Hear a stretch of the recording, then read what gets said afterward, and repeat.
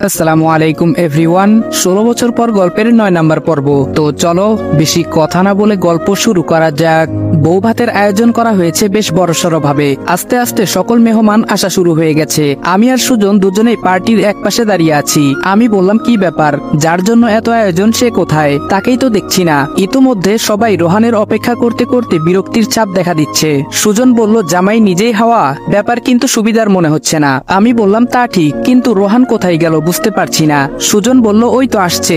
আমি বললাম, এত লেট, ব্যাপার কি? গন্ডগোল আছে, আই এম শিওর। সুজন বলল, কি হতে পারে? আমি বললাম, সেটাই বুঝতে পারছি না। সুজন বলল, রোহানের সম্পর্কে সব ডিটেলস কি পজিটিভ?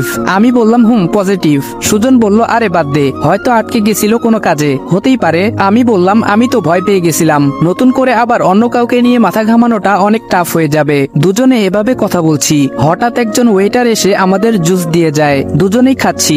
সুজন বলল, কাজের কাজ কিছু হচ্ছে না। আমি বললাম, হবে হবে। সুজন বলল, রিস্কটা বেশি হয়ে যাচ্ছে না? আমি বললাম, তুই কবে থেকে রিস্ক নিতে ভয় পাওয়া শুরু করলি? এইটুকু রিস্ক নিতেই হবে, অনেকদিন হলো পড়ে আছি এর পিছনে, কোনো লাভই হচ্ছে না। সুজন বলল, ধরা পড়ে গেলে তো তীরে এসে তোরই ডুবে যাবে ভাই। আমি বললাম, আশা করি ডুববে না, আর ডুবে গেলে না হয় লড়াইটা সরাসরি শুরু করব। সুজন বলল, আমরা দুজন কথা বলছি, তখনই চোখ পড়লো রৌফ চৌধুরী কারোর সাথে ফোনে কথা বলছে। আমি বললাম, এই সুযোগ, চল। সুজন বলল, ওর কেবিনে যদি আগে থেকে লাগানো থাকে? আমি বললাম, ওটা খুলে নিউটা ফিট করে আমরা বাইরে এসে রিমোট টিপে অন করে দেব।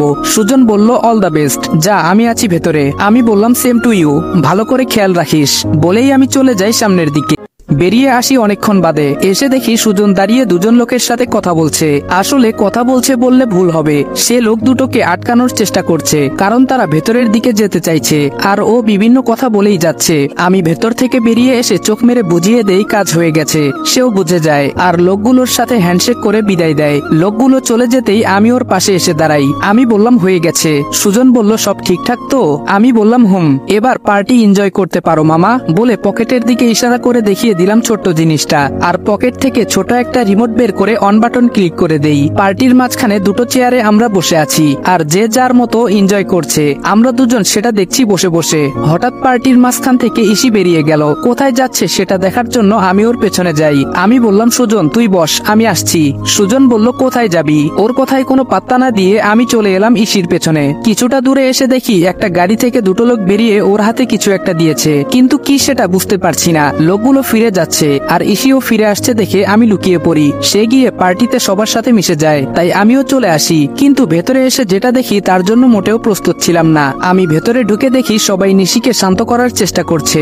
ব্যাপারটা কি? আঙ্কেল বলল, নিশি প্লিজ শান্ত হও। আমি ভাবছি নিশি তো শান্তই দেখা যাচ্ছে, কিছু তো বলছে না, তাহলে শান্ত হবে কি? খালামণি বলল, নিশি সিন ক্রিয়েট করো না প্লিজ। রৌফ আঙ্কেল বললেন, কি সমস্যা? বলেই নিশির দিকে তাকিয়ে জিভে কামড় দিয়ে তাকিয়ে আছেন। বাবা বলল, এ কি মামনি, তোর এই অবস্থাটা করলো কে? নিশি একদম চুপচাপ দাঁড়িয়ে আছে, কোনো কথা বলছে না, খালি চোখ থেকে আগুনের লাভা বের হচ্ছে। আমি বুঝতে পারছি না ওর মুখে পানিটা দিল কে। বেচারির মুখের মেকআপ নষ্ট হয়ে পুরো নাজেহাল অবস্থা। আরু এখানে সবাইকে এভাবে দাঁড়িয়ে থাকতে দেখে সবার মাঝখান থেকে বেরিয়ে এদিকে এগিয়ে এলো। আরু বলল, কি হয়েছে? কিরে, তোর এই ভূতের মতো অবস্থা করলো কে? ভাইয়া ভাবি দুজনেই এগিয়ে আসে, আর নিশিকে দেখে তাল মেলায় আরুর সাথে ওরাও, আর তা দেখে নিশি কান্না করে দেয়। বাবা বলল, এই যা। রৌফ আঙ্কেল বলল, এই মামনি কেঁদো না, বৌমা ওকে তোমার রুমে নিয়ে যাও। আরু বলল, ঠিক আছে বাবা, বলে নিশির হাতটা ধরে ওর রুমের দিকে চলে যায়। সবাই আবার সবার মতো ব্যস্ত হয়ে যায়। এতক্ষণ অনেকেই এদিকে উৎসুক দৃষ্টিতে তাকিয়েছিল, সবাই আবার ব্যস্ত হয়ে গেল, আর আমি এদিকে খুঁজে চলেছি একজনকে। গেল কোথায় ছেলেটা? কিছুটা ঘোরাঘুরি করার পর দেখা মিলল। আমি বললাম, কি রে, তোকে কখন থেকে খুঁজে চলেছি, আর তুই এখানে বসে আছিস? সুজন বলল, আমি তো অনেকক্ষণ থেকেই এখানে আছি। আমি বললাম, ওহ, আর আমি ওইদিকে খুঁজেছি। যাই হোক, বাদ দে। সুজনের চোখ দেখে মনে হচ্ছে বেচারা চিন্তায় আছে। আমি বললাম, কি ব্যাপার, তুই কি ভাবছিস? সুজন বলল, কই কিছু না তো। আমি বললাম, আমি স্পষ্ট দেখছি তুই কিছু নিয়ে ঘাবড়ে আছিস।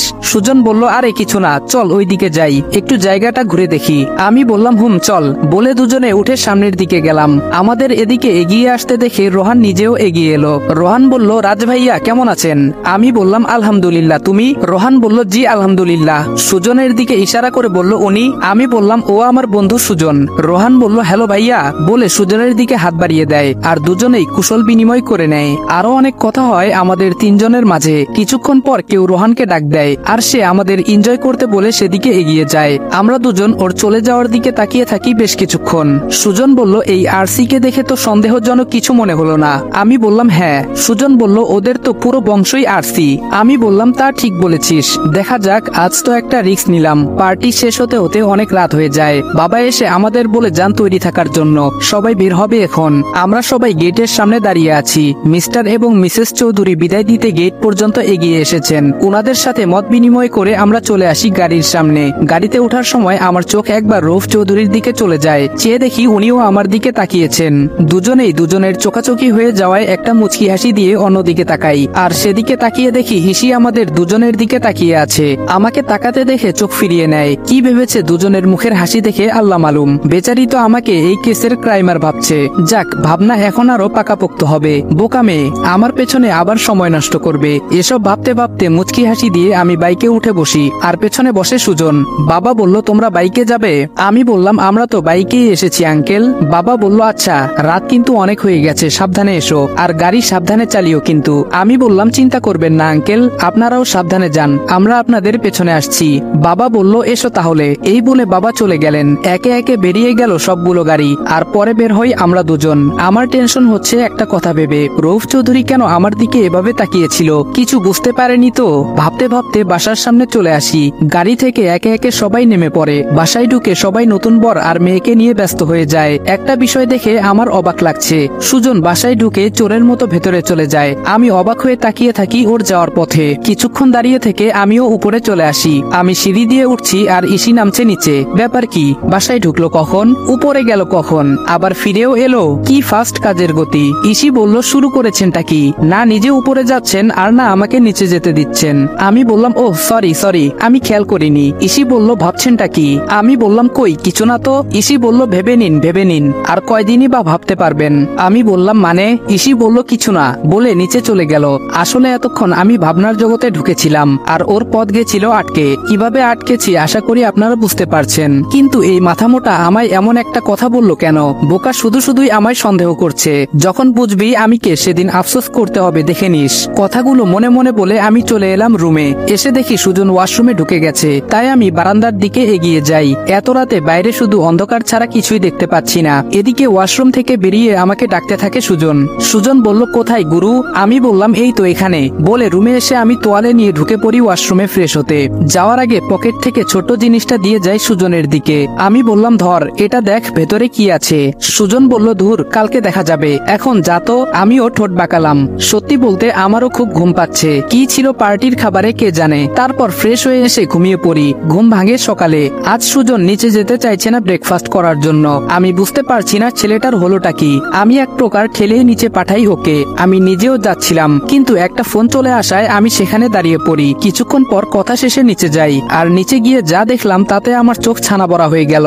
বাড়ির সবার সামনে সুজন দাঁড়িয়ে আছে, আর তার সারা গা ভেজা। দেখেই মনে হচ্ছে কেউ ওর গায়ে জুস ঢেলে দিয়েছে। সবার রিয়াকশন দেখে বোঝাই যাচ্ছে কাজটা নিশি ছাড়া কেউ করেনি। আঙ্কেল বলল, নিশি তুমি এটা কি করলে? সবাই অবাক হয়ে চেয়ে আছে, শুধু কেউ কিছু বলছে না। আঙ্কেলের কথা শুনে নিশিরও কোনো রিয়াকশন দেখলাম না। তার মধ্যে এমন একটা ভাব যেন তার প্রতিশোধ এখনো পূরণ হয়নি। বাড়ির সবাই ঘটনা টের না পেলেও আমি ঠিকই বুঝতে পেরেছি যে কালকে রাতের পার্টিতে নিশির এই অবস্থার জন্য সুজন নিজেই দায়ী ছিল। বেচারা এই ভয়ে নিচে আসতে চায়নি, আর আমি জোর করে একা পাঠালাম। কিছুক্ষণ এভাবে হ্যাং হয়ে থাকার পর সবারই ভাবগতি ফিরল। বাবা বলল, নিশি মামনি, কাজটা কি করলে তুমি? বাবার মুখেও এই কথা শুনে এবার নিশি মুখ খুলল, বেশ করেছি। খালামণি বলল, নিশি তুমি কিন্তু দিন দিন বেয়াদব হয়ে যাচ্ছ, সে কথা তুমি কি জানো? আরো অনেকেই অনেক কথা বলছে নিশিকে, আর সুজন বেচারা বোকার মতো দাঁড়িয়ে আছে। মা বলল, রাত ছেলেটা কি ভাবছে বলতো, ওর বন্ধুকে ডেকে এনে এই বাড়িতে অপমান করছি। বলেই পেছনে আমায় দাঁড়িয়ে থাকতে দেখে সবাই চুপ হয়ে গেল, আর আমি এগিয়ে গিয়ে সুজনকে রুমে নিয়ে গেলাম চেঞ্জ করার জন্য। নিশি বলল, আর ওনার বন্ধু কি করেছে সেটা দেখবে না? ভাইয়া বলল, কি করেছে? আরু বলল, বাই এনি চান্স কালকে তোর মুখে জুস সুজন ভাইয়া ফেলেনি তো আবার? নিশি আর কিছু বলল না। এদিকে আমি বললাম, কি ব্যাপার? সুজন বলল, কই? আমি বললাম, কই মানে? একজন জগ ভর্তি জুস তোর মাথায় ঢেলে দিল কেন? সুজন বলল, আমি কি জানি। আমি বললাম, তাহলে কে জানে?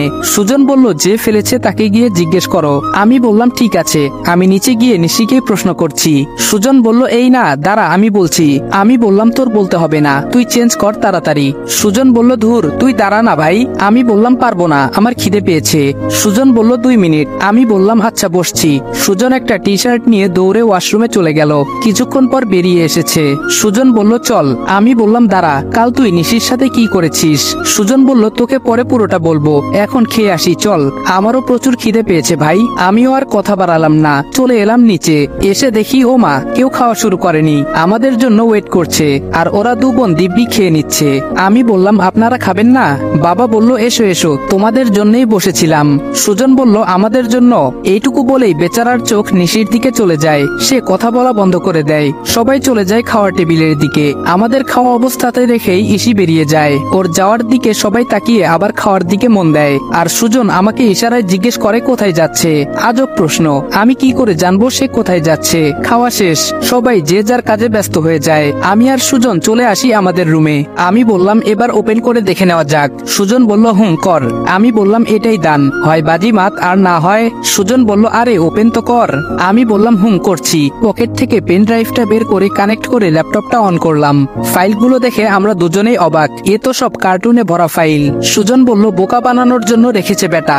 আমি বললাম কিছু একটা গন্ডগোল আছে ভেতরে। সুজন বলল ফাইলগুলোর নাম আমাদের বোকা বানানোর জন্যই দেওয়া হয়েছে। আমি বললাম প্রত্যেকটা ফাইল ওপেন করে চেক করতে হবে। সুজন বলল অসংখ্য ফাইল তো এখানে, এ তো পুরো শহর জুড়ে একটা সুচ খোঁজার মতো ব্যাপার হয়ে যাচ্ছে গুরু। আমি বললাম কিছু করার নেই, চেক এভাবেই করতে হবে। তারপর আমি আর সুজন মিলে বেশ কিছু ফাইল ওপেন করে দেখলাম।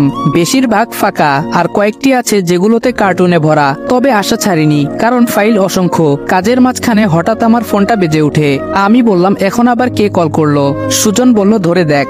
ফোনটা ধরে অপর পাশের কথা শুনে আমি বললাম ঠিক আছে নজর রাখো, আমি এক্ষুনি আসছি বলেই ফোনটা কেটে দিলাম। সুজন বলল কে ছিল? আমি বললাম অগ্নি। আমি ফিরে এসে তোকে সবটা বলবো, তুই এইগুলো চেক করতে থাক। এই বলে আরেকটি পেন ড্রাইভ ওর দিকে বাড়িয়ে দিলাম। সুজন বলল এটা কি? আমি বললাম ওটা হয়ে গেলে এটা চেক করিস, এটাও ওখান থেকেই নেওয়া। সুজন বলল তুই কোথায় যাচ্ছিস বলবি তো? আমি বললাম এখন সময় নেই, পরে সবটা বলবো বলেই নিজের ব্যাগটা কাঁধে নিয়ে বেরিয়ে পড়ি।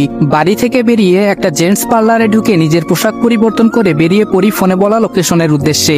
বেশ কিছুক্ষণ বাইক চালানোর পর গন্তব্যে পৌঁছে যাই। আর এখানেই দাঁড়িয়ে ছিল অগ্নি আর আয়াস। আয়াস বলল হ্যালো স্যার। আমি বললাম হ্যালো, খবর বলো। অগ্নি বলল ওরা এইমাত্র ভেতরের দিকে গেল স্যার। আমি বললাম তোমরা ঠিক দেখেছো তো? আয়াস বলল ইয়াস স্যার, ঈশিতা জামানো আছে স্যার ওদের সাথে। আমি বললাম ওকে, তোমরা প্রস্তুতি নিয়ে এসেছো তো? দুজনে একসাথে বলল ইয়াস স্যার। আমি বললাম গুড, লেটস গো। আমরা তিনজনেই খুব সাবধানে পা ফেলে সামনে এগোতে লাগলাম। জায়গাটা হলো সেই স্কুল এরিয়া, যেই সাধারণ একটা জায়গায় চলছে অসাধারণ সব কর্মকাণ্ড। বেশ কিছুক্ষণ হয়ে গেছে আমরা এখানে দাঁড়িয়ে আছি, ভেতর থেকে কোনো শব্দ পাওয়া যাচ্ছে না। আয়াস বলল স্যার ভেতরে কি চলছে কিছুই তো বুঝতে পারছি না। অগ্নি বলল স্যার ভেতরে গিয়ে দেখবো। আমি বললাম শান্ত হও, দেখি কি হয়। এভাবেই আরো অনেকক্ষণ দাঁড়িয়ে থাকার পরও কোনো শব্দ পাচ্ছি না। এবার আমার নিজেরই বিরক্ত লাগছে। আমি বললাম কি হচ্ছে বলো তো ভেতরে? কথাটা বলে আমি সোজা হয়ে দাঁড়াতেই ভেতর থেকে গোলাগুলির শব্দ পাই। আমি বললাম ওহ নো, ঝামেলা হয়ে গেছে, তোমরা দুজন দুদিক দিয়ে এগিয়ে যাও। আর হ্যাঁ, পুলিশের লোকগুলো দেখে শুট করো কিন্তু, আবার পুলিশ মেরে দিও না। আয়াস বলল স্যার পুলিশ তো ছদ্মবেশী, চিনবো কি করে? অগ্নি বলল ওটা পরে ভাববো, এখন চল। ওরা দুজন দুদিকে চলে যায় আর আমিও সামনের দিকে এগোই। শুরু হয়ে যায় তুমুল লড়াই। উভয় পক্ষের লড়াইয়ের মধ্যে আমরা তৃতীয় পক্ষ ঢুকে পড়ায় বিব্রত হয়ে যায় উভয় দল। বেশ কিছুক্ষণ চলে এই গোলাগুলি। তারপর আর না পেরে পালিয়ে যায় যে কয়জন বেঁচে ছিল সে কয়জন। আর পুলিশরা রেড করে নেয় পুরো এরিয়া। আসল চেলাপেলারা বেঁচে বেরিয়ে যেতে পারলেও বেরোতে পারিনি আমি সামনের দিকে পা বাড়াতেই কেউ আমায় পেছন থেকে ডাক দেয়। ইসি বলল স্টপ। আমি আরেক পা বাড়াতেই ইসি বলল যেখানে আছো সেখানেই দাঁড়াও, এক পা নড়লে আমি গুলি করতে বাধ্য হব। আমি ওর কথায় কান্না দিয়ে সামনে এগিয়ে যাই। আর ও এক কথার মানুষ, যা বলেছে তাই করেছে। গুলি মেরে দিয়েছে পেছন থেকে আমায়। গুলিটা পিঠে এমন জায়গায় লেগেছে যেটা সামনে দিয়ে হাড় ছুঁয়ে বেরিয়েছে বলেই আমার মনে হয়। গুলিটা খাওয়ার পর আমি সেখানেই লুটিয়ে পড়ি। ইসি আর দুটো অফিসার এগিয়ে আসে। আমাকে উল্টো করে মুখ থেকে মুখোশটা খুলে ইসি চমকে যায়। এ কি, এ তো রাজদীপ। তার মানে আমি যা ভেবেছিলাম তাই ঠিক, এসবের পেছনে ওই দায়ী।